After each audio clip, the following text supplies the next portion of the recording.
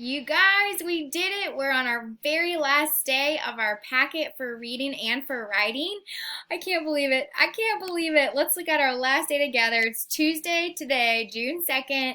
We're doing section 2, lesson 9. Now look what it says. We're going to skip lesson 8. So what I did in your packet was I'm just going to skip it. Skip lesson 8. So you're skipping this writing piece right here, and we're going to do the surprise letter. So here's what this whole thing is about, okay, for this last part.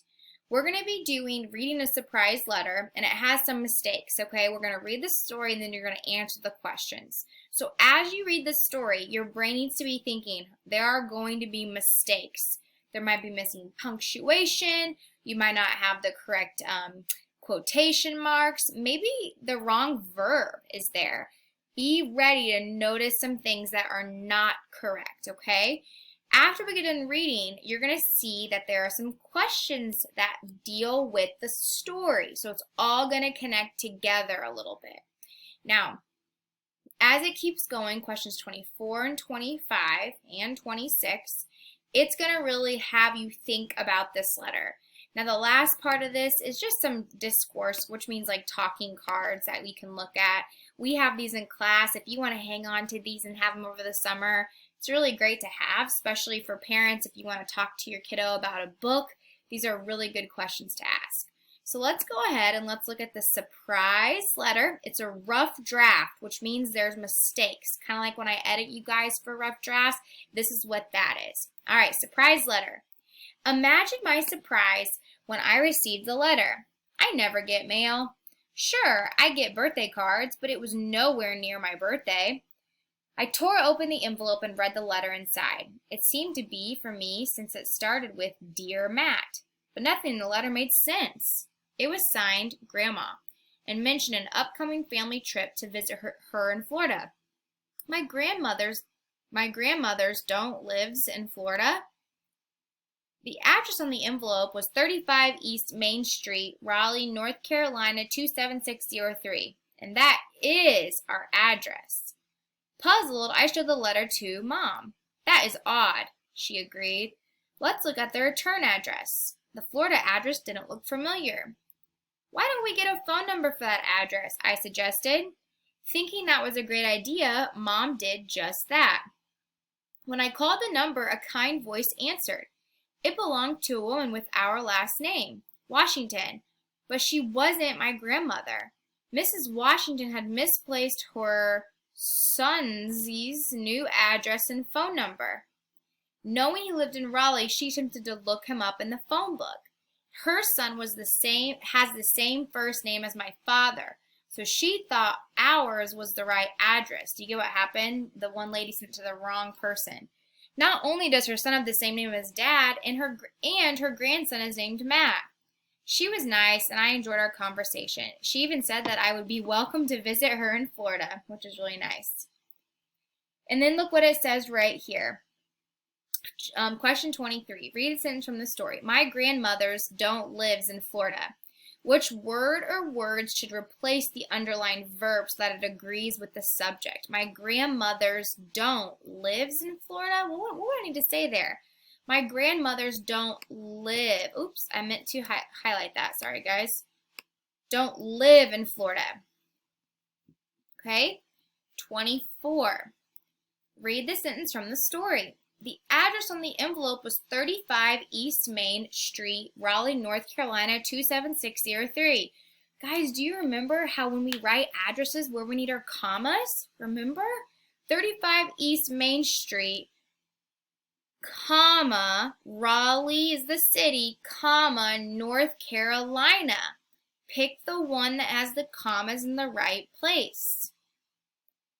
Now, I want you to try to do 25 and 26 on your own. Now for 25 though, you have to, look what you have to do. You have to read it, and then you have to circle the noun that's spelled incorrectly. A noun is a person, place, or thing.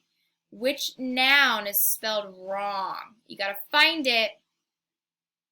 And then in question 26, not only does her son have the same name as Dad, and her grandson is named Matt. Remember conjunction? What conjunction can I replace and with? So I want you to plug it in, and see which one makes the most sense.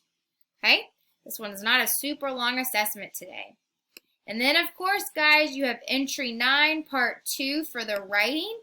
And that looks, we did part 1 yesterday, your most perfect day. And part 2, hey, adding suffixes. Remember how we always make our bike? Oop, that didn't come out very well. Prefix, and we have suffixes. And where are suffixes at? Suffixes are at the, if this will go away maybe, I don't know. Suffixes are at the end of the word. I'm trying to make my bike here. There we go. Prefix, suffix, and there's my root word. So adding a suffix, look at this, walking at the end, ing. So when you add a suffix with the vowel, you got to double the letter. Bat, double T, jog, double G. When you add it with a silent E, look what you do. You just kind of drop it, but you got to have your ing. Safer, right? You don't need a double E, you drop that. And same with the Y, you drop the Y, you add an I, and you can put your ness at the end. Now, we're going to add a suffix to each of these words. So if I hiked, look, it has a vowel. I wouldn't do a double vowel, so I would just do ED. Skip, skip. Oh, check this out. It's the same thing right here. It's got a double, because it has a vowel. I is a vowel, so I need my double P-I-N-G. Nicer. I wouldn't do double E-E-R. I would just do E-R. Hurrying has a Y, drop the Y, add an I-N-G. And I do want to say for hurrying, it's kind of silly here because hurrying doesn't look quite right. And I can tell because look how that doesn't look right. Do you see that? And check it out. Here's a hint. When you add ing to a verb that ends in a Y, do not change the Y to an I. Hurrying's a verb. That's why this is wrong. If you hurry, you have to keep the Y. So verbs, you got to keep the Y. Silly is not an action. So I can just put silly, drop it, ness.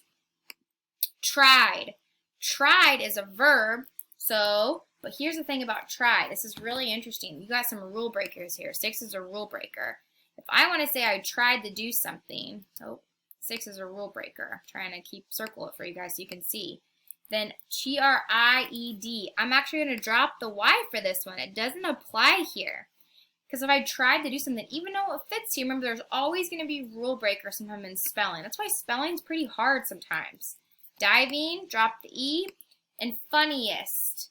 This one you are going to drop the Y and add I-E-S-T.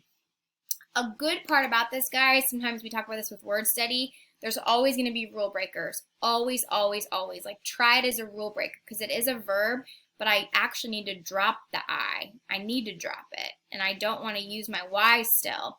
But for here, it works. You're going to really have to kind of play around with it and kind of see what makes sense. So for the last part, guys, this is all you have left. You have 5 questions.